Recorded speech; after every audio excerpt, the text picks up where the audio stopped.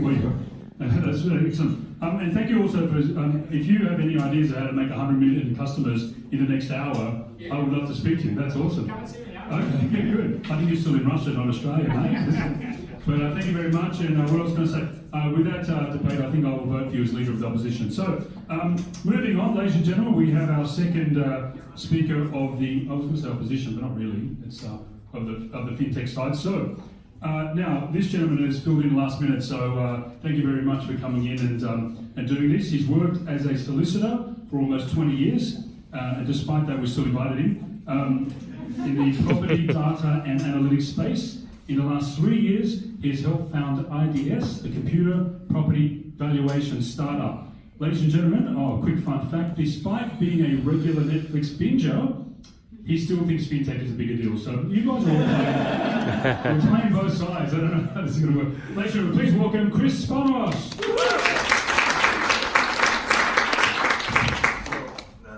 In my 2 minutes of rebuttal, I'll start by talking about there's been a lot of this interplay of fintech and media tech, and we're symbiotic, and there's an element of truth to that. But I think what we're really talking about is who captures more of the value and where does the value lie.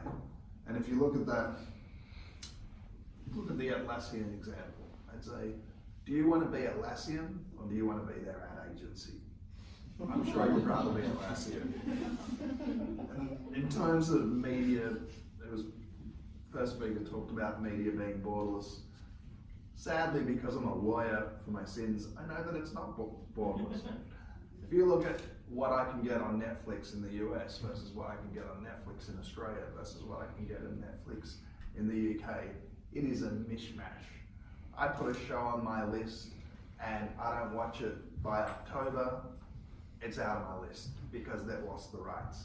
You look at copyright, you look at IP, it is a goddamn mess. So the idea that media tech is somehow clean and pure and fintech is this horrible regulatory mess, that's just dreamland.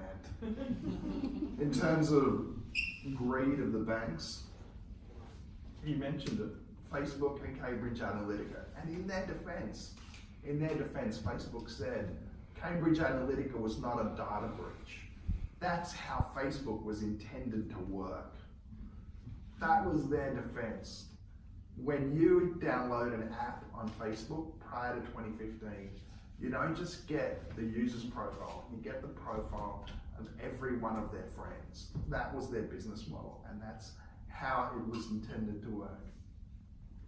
Finally, in terms of finance being too big a part of the economy, I feel like you need to get another MBA, because I feel like finance is the economy. So, talking about finance, it underpins everything we do. Sure, it underpins media, but it literally underpins everything that we do in our economy.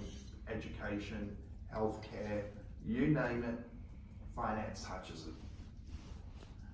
And from my background, property is often the cornerstone of finance. So I'm going to focus on just a few stats of property, because what I'm talking about, leading into our next speaker, James, I'm going to look at traditional finance and traditional media to give you a sense of scale.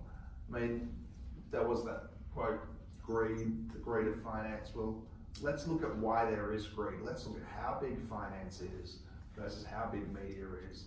Let's look at the opportunity for technology and what role it can play in the traditional industries. So if I look at just real estate in Australia, which underpins finance and the mortgage industry, real estate is worth $7 trillion, residential real estate. That's 4 times the value of the Australian Stock Exchange. If I look at the number of new mortgages per annum, that's $380 billion worth of mortgages per annum are issued in Australia alone. Each one of those mortgages generates approximately 400,000 of revenue for the bank. So when you add that up, that's about $200 billion of revenue per annum, annualized over 25 years. And we know that approximately 500,000 new properties are sold per annum. That's just looking at the property sector. I'm not looking at credit cards. I'm not looking at commercial loans. I'm not looking at all the different financing. I'm just looking at residential real estate. You can see the size of the pie is huge. If I look at just real estate agents, they make $3 billion a year in commissions alone.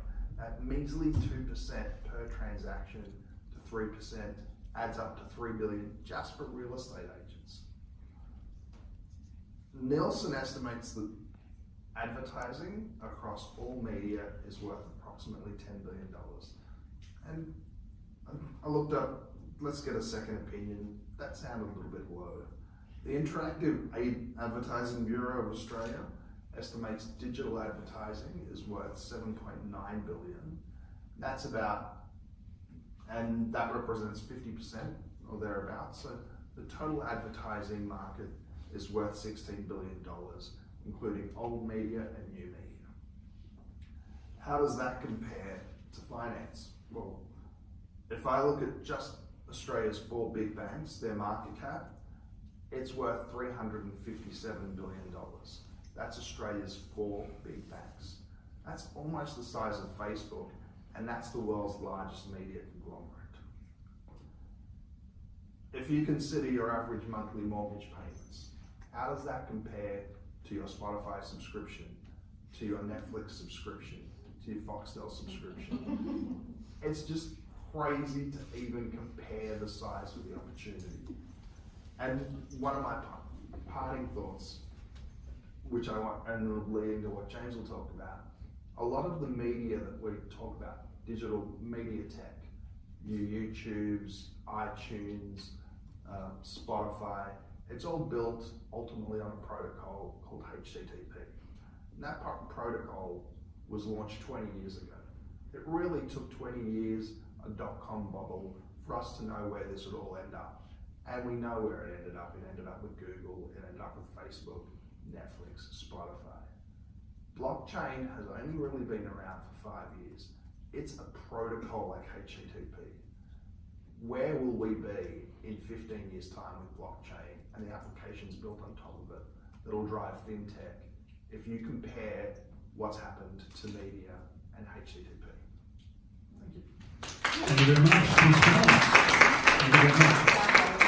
Wonderful. We really appreciate it, especially not having to use a timer because a lawyer knows 6-minute increments of. Yeah, thank you very much. I told you they get better. And so it takes a lawyer to defend bankers and real estate agents. I mean, they're making $8 billion a year in commissions, but are they happy?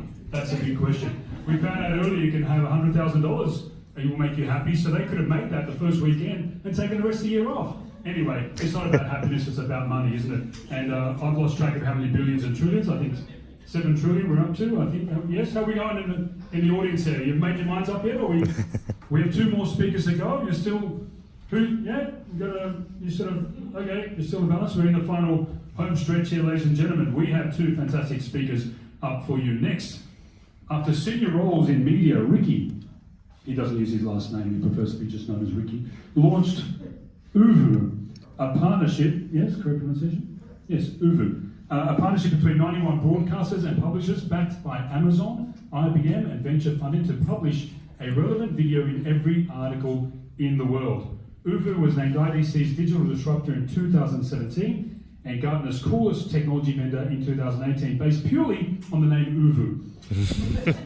Having spoken with Ricky, I do recall you mentioning that sort of a fun fact that I think it was something along the lines of all the major tech startups that are very, very successful have had the double O in the name, right? Like Facebook and Yahoo and Hootsuite. Well, 2 out of 3 ain't bad. They've all done well. So Oovvuu, of course, that makes sense. Now, quick fun fact about Ricky. This is, I think, the funnest fact of all.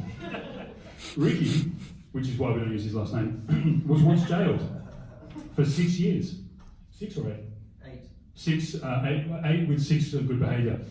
Not in Australia, in Cuba.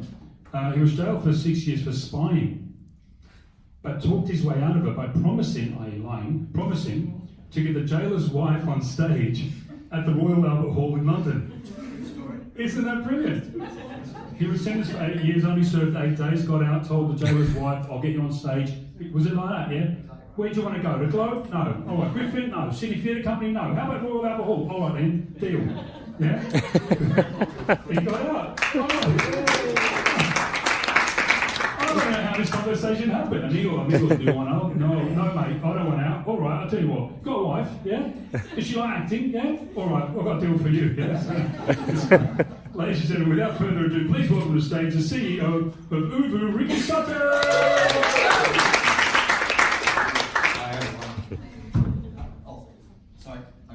Just really quickly, that double O, by the way, that's the reason why I don't have a whole load of faith in fintech. I'm going to be a lot nicer. We went all over the world raising money. Everybody said no.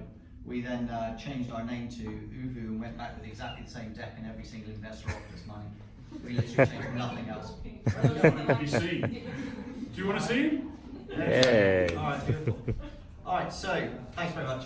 First of all, I want to agree with some of the stuff you were saying. I agree that everything that we're all doing in our markets now is to provide solutions to existing market problems, and the industries that we're in today just don't do that. So what we do now, is that counting down? Is that what I've got? Right.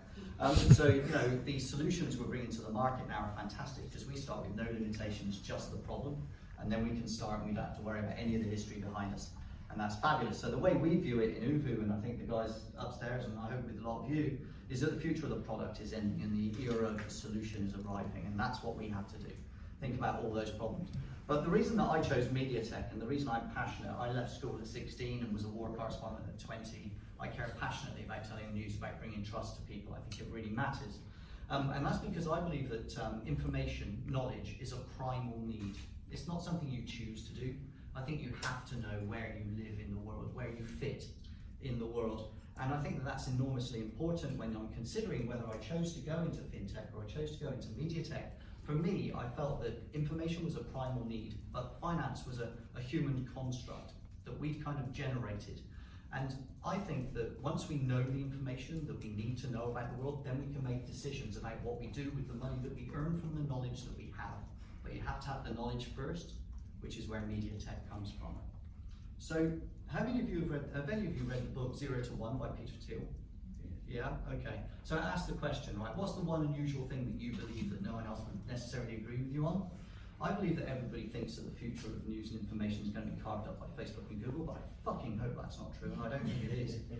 And I don't think it's true because I think that they have fundamentally forgotten that trust is more important than technology. Okay? And what we do in the media industry is we take trust and we make it available to people using technology. We don't use technology to try and generate trust, because you know what happens if you try and do that? You end up being Facebook or Google. All right? And so I think that for all of us, if that's true, that technology, here's another funny fact. I don't know if any of you have seen this, but I'm a journalist by trade, right? I can't write more than 3 lines of HTML. Okay, I can. Yeah, I opened the largest AI conference in the world in Las Vegas last year. Right? 35,000 people came to listen to me talk about AI and how we were using AI to solve the problem of media tech, right? So my belief is that I'm a little bit cynical about technology, even though I work in it. I believe that technology can be learned, but trust, that has to be earned. And so when we're looking at our traditional media industries being crushed and squashed and hurt, okay, that is not because trust doesn't matter anymore. It's because we've allowed the business model to become outmoded. And that's why we have to solve that problem, because trust is essential. The first thing you do when you're born is you cry, you're communicating. The first thing you do when you can talk is you communicate that you're hungry or you're cold. Okay? When you're old enough to be interested in what's happening in the world around you, you go to media tech to work out what it is that's happening around you and where you fit. Okay? And I fundamentally believe, sorry, it's just a new customer signing up on my email. You can have 100 million more if you talk to this. So for me, when I'm seeing all this information being, to your point, all the journalists being laid off, I think that's a terrible thing. I think we need a solution to continue to tell the news. I think the news is critical to our future. Now, in finance, and I'm actually not going to knock you guys, because I actually think there's a lot of work that needs to be done to build trust there as well, right? I actually do. But